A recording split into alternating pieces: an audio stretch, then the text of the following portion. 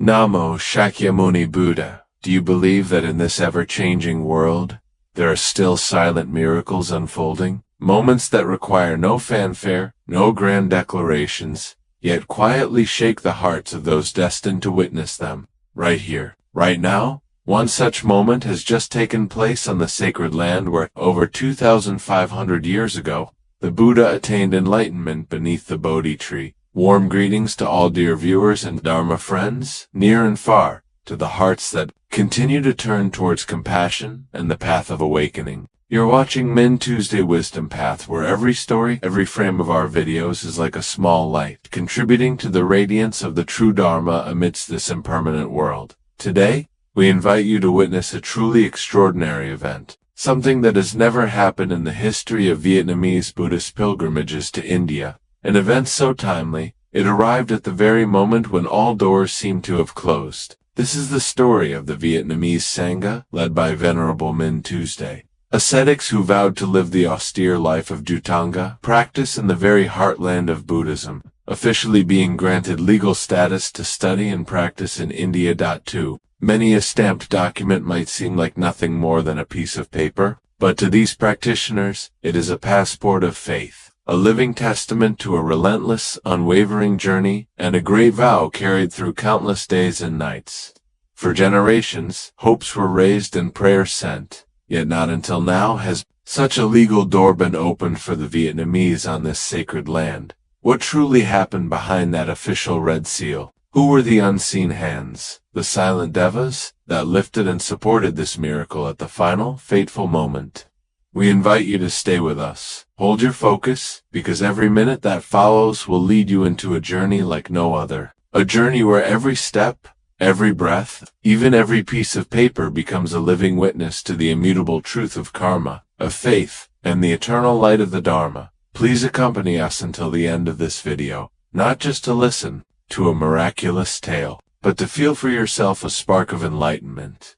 Amidst this dusty world. To all our cherished viewers and Dharma followers who have faithfully followed the journey of Venerable Minh Tuesday with deep reverence, we wish to share this sacred moment with you. The path of those who choose to renounce worldly attachments has always been steeped in countless challenges, and in the midst of those trials, life sometimes grants us moments that can only be called miracles. And now, such a miracle has truly occurred in the sacred region of Bodh Gaya, where the Buddha attained enlightenment more than 2 millennia ago. Amidst ancient India, where the footprints of awakened beings still linger in spirit, a precedent-breaking event has taken place. The Vietnamese Sangha, under Venerable Minh Tuesday's guidance, has been officially recognized by the Vietnamese consulate in India and granted legal permission for their pilgrimage and monastic study. From now on, they are no longer mere spiritual tourists, no longer anxiously navigating through harsh legal barriers. These brown-robed monks may now rightfully and openly continue their quest for awakening upon this sacred motherland of Buddhism. That modest piece of paper, though small in size, carries the weight of a monumental vow. It's not simply a matter of legal recognition, it's an affirmation of a pure, persistent, and rightful path of practice. What truly moves countless hearts is not the mere issuance of an official document, but the fact that this miracle came at the very moment when all hope seemed lost. Countless nights of walking in foreign lands, facing endless uncertainty with no promise of what tomorrow might bring. And yet, the miracle still arrived.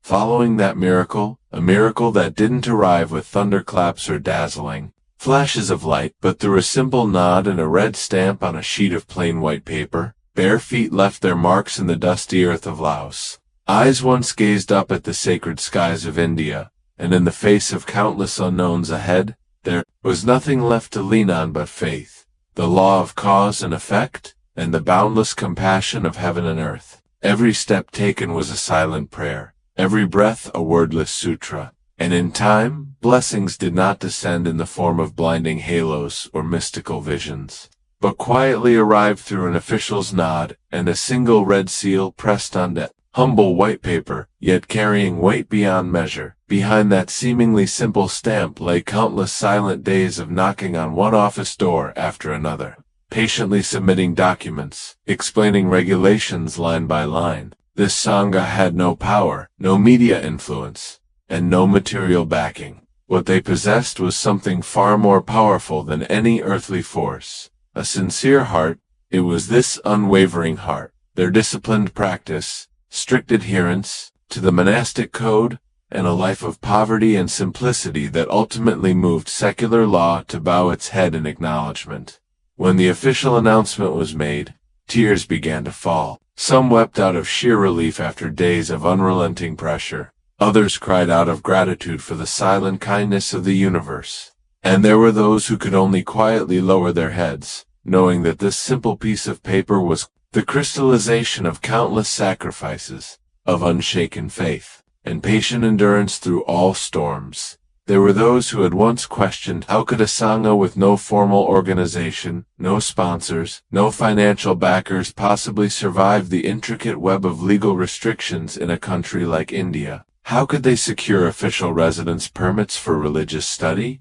A feat even many well-established Buddhist organizations struggled to achieve. The answer wasn't found in words, but in the undeniable outcome now standing before them. The Minh Tue Sangha, with 35 monks and 8 lay volunteers, had officially been granted legal residence permits under the status of religious study. And once again, their protection did not come in the form of mystical charms or incantations, but from a sheet of white paper bearing a red seal, now recognized and safeguarded by international law. This accomplishment was more than just a victory for a single group. It opened a brand new chapter in the history of Vietnamese Buddhist pilgrims at the sacred land. From now on, the footsteps of those in brown robes would no longer be mistaken as covert tourists. The journey of spiritual cultivation would no longer be trapped within endless loops of unstable paperwork and legal limbo. And those careless remarks, dismissing the path as nothing more than a trend, would find no ground left to stand on. From now on, this pilgrimage would continue, with the firm backing of legal recognition and unshakable faith. And if anyone believes this was a matter of luck, they have likely never understood what it means to receive the blessings of the truly devoted. If someone imagines that this was made possible by secret connections or powerful relationships, they surely haven't witnessed the bloodied feet walking through scorching noonday heat, the patient gazes enduring the dust and sun, the soft chants rising through long, silent nights. No, this was not the arrangement of mere mortals. This was the affirmation of heaven, earth, the law, and karma itself. And this story does not end here. Behind that single sheet of paper lies a long, untold chain of miracles, anonymous hands, silent hearts, and countless deeds that were never named, but without which none of this would have been possible. If that legal permit was a miracle, then surely you can guess. Miracles don't happen on their own. They're woven by the quiet, patient hands of those who work in the shadows. Hearts illuminated by silent devotion. The stories behind that legal stamp, behind the official papers that granted legitimacy on sacred ground, will continue to unfold in this next part, because what matters most is not the bright red ink on a document, but the people standing quietly behind it. People who never asked to be known, never appeared on any live stream, and never sought a bouquet or a few words of praise. Yet without them, there would have been no official stamp. Without them, Master Minh Tue's Sangha would never have legally set foot on the Holy Land with papers in hand. Who were they? Not officials, not celebrities, not people of power or influence. Just a humble Vietnamese women, living quietly in bustling India. But these two, for months on end, silently carried the entire legal burden for nearly 50 brown-robed monastics. Step by step, day by day, without once giving up. No one knew their names. No one saw them on social media. No one heard them speak about themselves. They did it all for one reason alone, a deep, unwavering love for the Dharma and profound reverence for the path Master Minh Tue's Sangha was walking, a path of ascetic practice and noble simplicity. No worldly attachments, no stable homes, no smartphones, no possessions. From the moment the Sangha was still in Laos, these two women had already begun their nameless, selfless journey, quietly contacting consulates, cross-checking legal codes, verifying every entry, An exit regulation in the dense forest of strict administrative paperwork in a country like India, where every stamp demands stacks of verifying documents. They remained patient, steadfast, like water slowly shaping stone. They wrote hundreds of emails, made dozens of phone calls, and waited in front of consular offices in the early morning hours just to obtain a clear answer for two simple words: permission granted. There were afternoons when they returned utterly exhausted, their shoulders heavy with fatigue, yet not a word of complaint escaped them. There were nights when the whole city of Bodh Gaya lay in deep sleep, and the two of them quietly sat by a dim lamp, painstakingly combing through lines of legal English, translating notarized copies, and filling out administrative forms that would leave most people feeling defeated at first glance. And yet, they didn't give up, because they knew if they didn't do it, no one else would. If no one knocked on the door, it would remain forever closed. One of them once shared in tears, "We don't need anyone to know who we are. We don't need thanks. We only need to see the monks safe, legally protected, able to practice in peace. That's more than enough." When the Sangha finally arrived, at the land of the Buddha, under the gaze of admiring and tearful eyes from fellow Vietnamese pilgrims, those two women still stood at the back, quietly watching. They never stepped forward to claim a word of praise or a grateful handshake, but it was they who first picked up the pen to sign those legal documents. They who drafted every letter to the consulate. They who patiently presented piece after piece of evidence to prove to the Indian authorities that this was a genuine Sangha truly practicing, truly studying, not a disguised tour group, as some had once suspected. Perhaps it's true. The greatest deeds in this world are often accomplished by those who ask for nothing in return.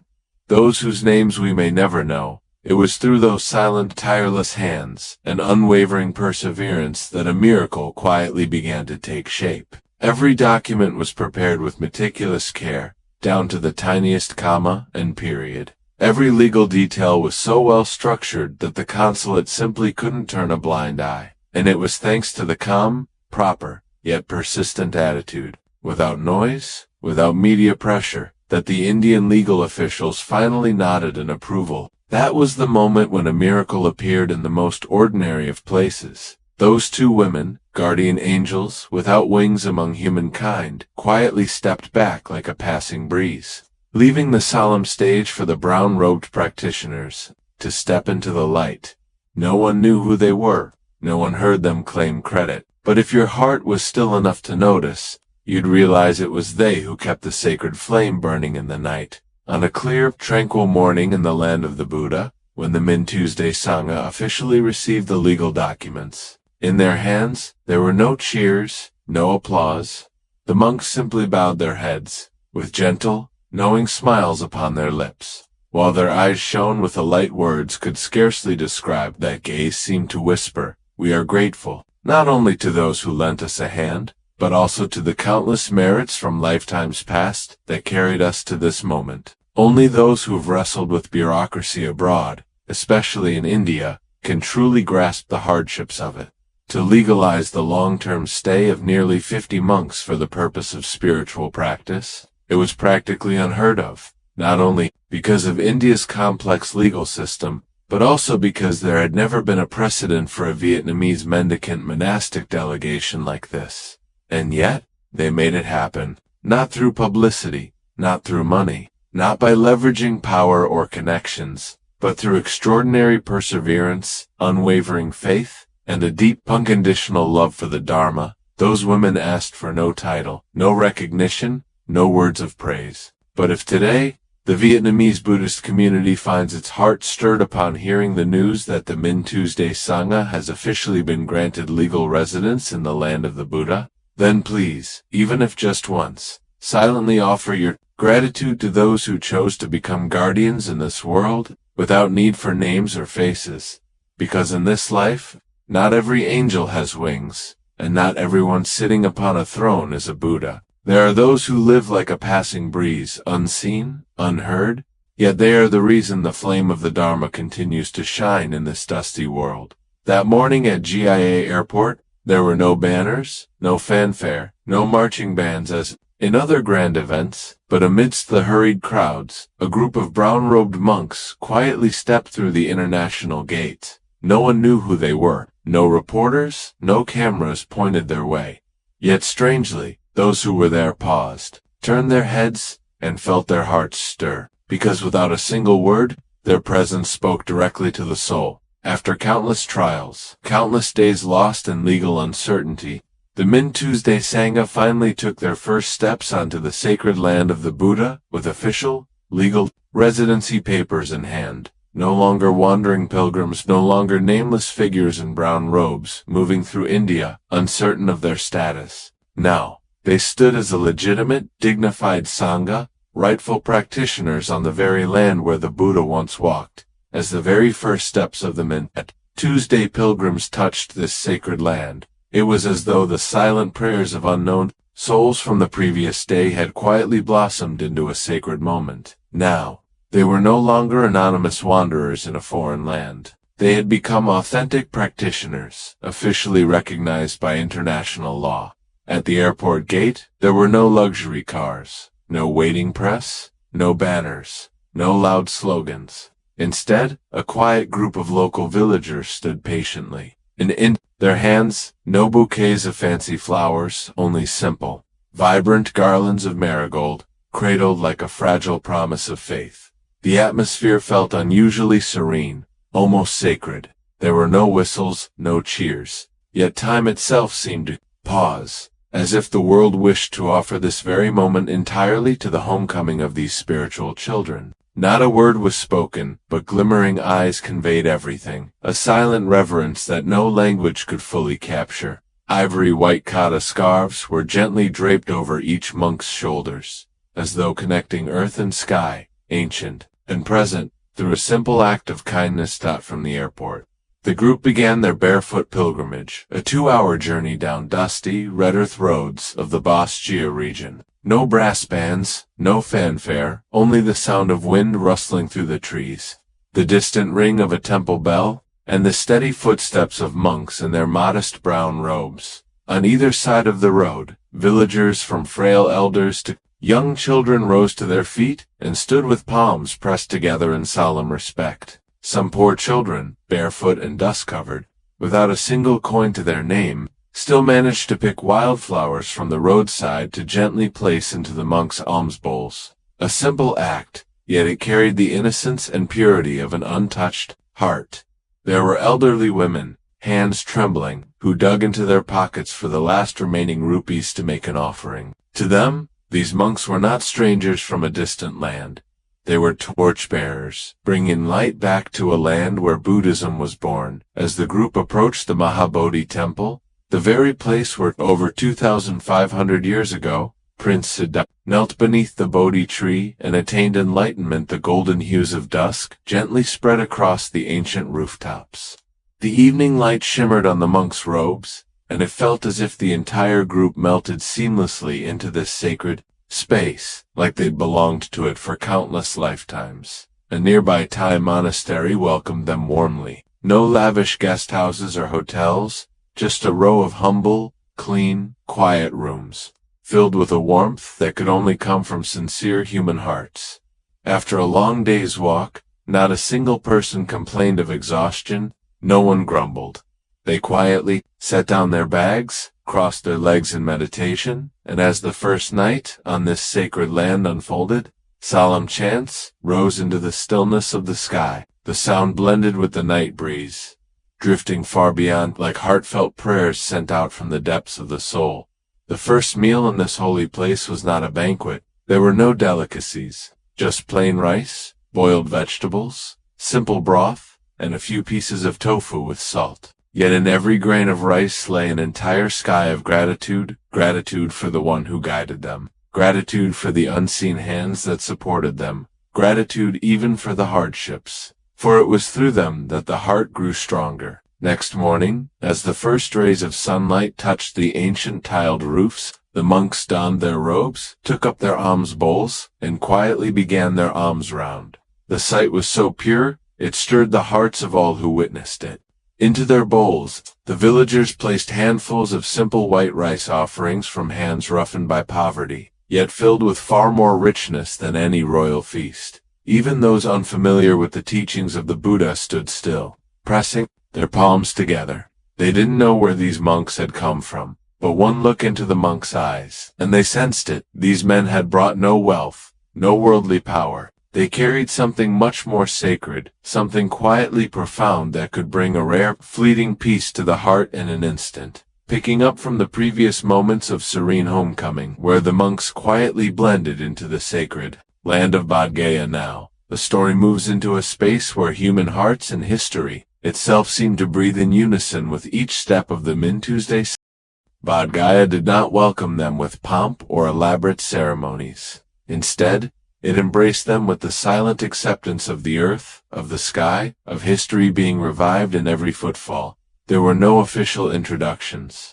No banners or flyers were needed yet. Within just a few short days, whispers of a Vietnamese monastic group in simple brown robes, practicing asceticism and walking quietly yet resolutely, spread like ripples through the international Buddhist community in India. From Thailand, from Myanmar, from Sri Lanka, curious pilgrims and delegations began to ask, who leads this group? Which organization are they from? How can they possibly live such a simple, austere life in this modern era? And when the answer came, it moved many to tears. No, they belonged to no organization. They followed no worldly power. They simply walked in the light of the Buddha's teachings, living exactly as the Buddha once taught. Paradoxically, this very absence of noise and formality became the most powerful sermon of all, a living Dharma talk that words could never fully capture. But as it often happens, just when everything seemed to settle in peaceful reunion with this sacred birthplace of Buddhism, an unexpected storm stirred from the world of social media. A single post appeared, its intentions unclear. Someone claimed to have financially supported the Minh Tuesday Sangha, specifically purchasing plane tickets. For some of the monks, the post included flight details, seat numbers, departure times, information so precise that it quickly sent the online community into a frenzy of speculation. Within mere hours, the digital world was ablaze.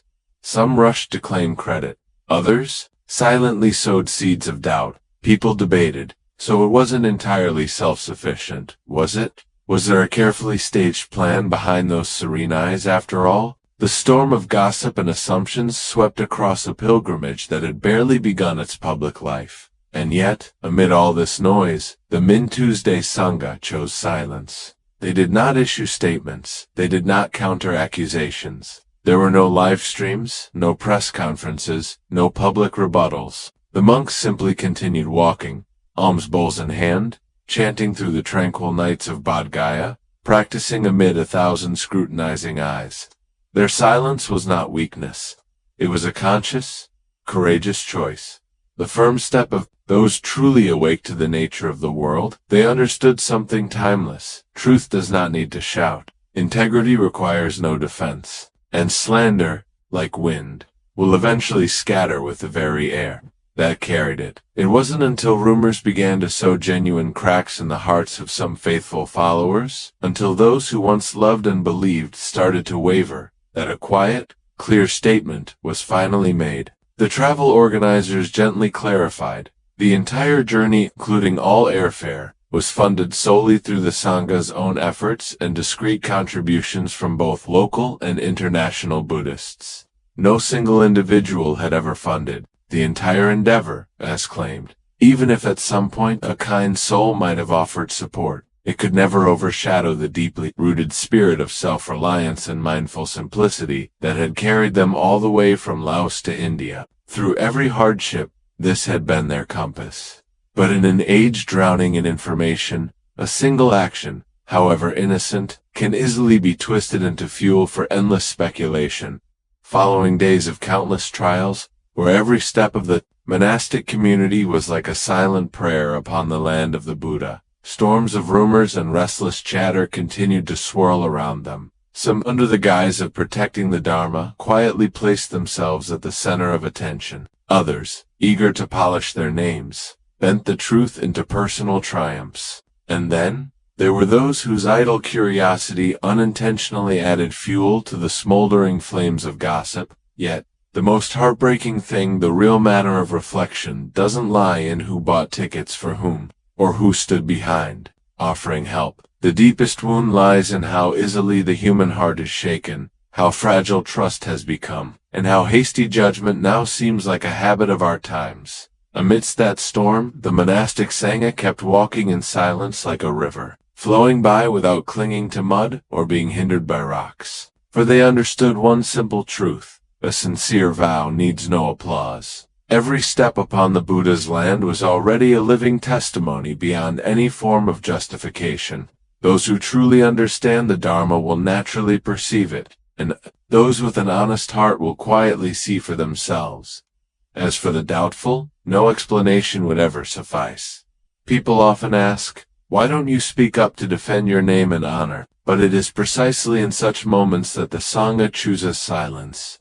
Because they know the more you speak, the greater the waves. The more you justify, the deeper suspicion grows. They hold to a simple but profound understanding. If they were to utter a word, this story would never end. It would spiral into endless rebuttals, accusations, edited narratives, and ceaseless battles of words. But the Dharma has never needed such things. A genuine practitioner needs none of that, for the light of the true Dharma requires only steadfast inner strength, not the approval or praise of the world. Someone once asked, "Why don't you defend yourselves? Preserve your dignity." A young monk gently smiled and replied, "We do not walk this path to cling to names. We walk to let them go. Letting go of every notion of gain and loss, of praise and blame. Letting go of resentment when misunderstood. Letting go of the need to be seen as right. For the Dharma has never taught us to argue, but to know clearly and release." And strangely, it is in that very silence that many begin to question their own hearts. Who is the one twisting the truth? Who is spreading falsehood? The law of karma spares no one. Truth is like water, it quietly seeps deep, needing no shouting, while deceit is like a bubble of soap. No matter how big, it's ultimately just a fleeting illusion. In these days filled with rumors, the light of virtue shines even clearer than any explanation could. And amidst the storm of suspicion, it is the unwavering conduct of the Sangha that speaks the loudest. From the long journey across Laos to the sacred grounds of India, through countless seemingly impossible obstacles, many have wondered, who is silently supporting this group of monks? Could it truly be the Devas watching over them? But perhaps that is merely a metaphorical way of speaking. The answer, at times, lies in the smallest of details unnoticed by worldly eyes. Devas aren't necessarily celestial beings riding clouds, radiating divine light, appearing amidst roaring thunder. The Devas in our lives are those who live quietly, offer their help without seeking reward, plant blessings without needing their names spoken. They could be two Vietnamese women, silently preparing legal documents for the Sangha without a word, or the abbot of a Thai temple who opened his compassionate gates, welcoming the monks as they set foot in unfamiliar India. Or perhaps the poor villagers of Biaya who offered the only bowl of rice they had that day for the monks' alms. Every small act, needing no grand announcement, no name attached, when gathered together, formed a sturdy bridge connecting the Sangha with the sacred land, helping them cross barriers of bureaucracy and the judgments of the world. A monk from the group once softly said, "The Devas are not far, they are here." In the warm gaze of a local, and a timely reply from an embassy officer, in a cool breeze that arrives in the heat of noon. In the uncanny way, a path reveals itself amid a maze of legal obstacles. These are not coincidences, they are the present fruits of past merit. And these blessings do not come from a single person, but from the whole Sangha, from every mindful step, every sincere chant, every humble alms round, every simple meal, savored in gratitude. Each of those seemingly small acts is a seed of virtue, causing Devas and Dharma protectors alike to quietly offer their unseen support. There was once someone who asked, full of doubt, why call it a miracle? Isn't it just a matter of getting a residency permit? But only those who have walked this path alongside the Sangha, who have witnessed them confronting the harsh laws of India, who have seen them waiting for days outside the consulate with no answer, who have heard the sighs in the night out of fear that the group might be expelled, only they would understand. That single red stamp on an administrative paper is not merely ink, but the crystallization of thousands of prayers, months of unwavering perseverance, and an immeasurable amount of merit. The law is not easily swayed by sentiment and legal systems. Do not believe in emotions. Yet it was precisely the Sangha's integrity, consistent, unbending, never resorting to shortcuts, never leveraging power or money, that compelled the law to acknowledge them. This was a victory not for the cunning, but for the sincere. And once again, the silent presence of devas in everyday life was affirmed. These were people whose names no one knows to this day. They did not seek recognition, never asked for gratitude, and claimed no credit for what they did. They acted because it needed to be done. They helped because it felt right. They stood quietly behind the scenes, tending the flame of the Dharma without ever craving for its light to shine upon themselves. You might not recognize them in a crowd. They wear no remarkable appearance, no supernatural mark, but it is they who gently remind us that on this path of seeking truth, no one truly walks alone. There are unseen hands lifting you when you're on the verge of collapse. There are doors that only open when your resolve is strong enough. There's a soothing breeze that arrives when your heart finally lets go of anger. And there are watchful eyes from souls you will never meet, silently telling you, keep going, the light awaits ahead. The journey of Master Minh Tue's Sangha, in the end, is not just a cross-country pilgrimage. It is an inward odyssey, a trial to peel away doubt, anger, and pride, leaving behind only one thing: an unshakable faith in the law of cause and effect, and in the quiet power of sincerity. Because once the light of true Dharma ignites in the heart, no force can extinguish it. And merit, when cultivated through virtue, meditation, and wisdom, will open the path even through the darkest turns. For the devas need no names to be present. They exist in every kind-hearted soul, in every silent deed, in every heart that acts for others without seeking anything in return. If today's story stirred even a single beat in your heart, we invite you to leave a comment below, even if it's just a 0, to mark a quiet gratitude with us. Every interaction, every share, is a silent offering, an unseen vow to keep this light of the Dharma alive. And if you feel nourished by these stories, we warmly invite you to continue walking with us on Minh Tue's wisdom path, because with each act of sharing, each moment you choose to stay, you help sow small seeds of goodness into this world. There are things in life that may seem invisible, yet within the vast web of cause and effect, they become the warmth for a frail soul on a hospital bed, or a quiet solace for a lonely life hanging by a thread. In silent but unwavering faith, we believe those who sow kindness shall surely meet goodness. We vow to continue telling these stories of light, of patience, and of the human heart that is never truly dimmed. See you again in the next story.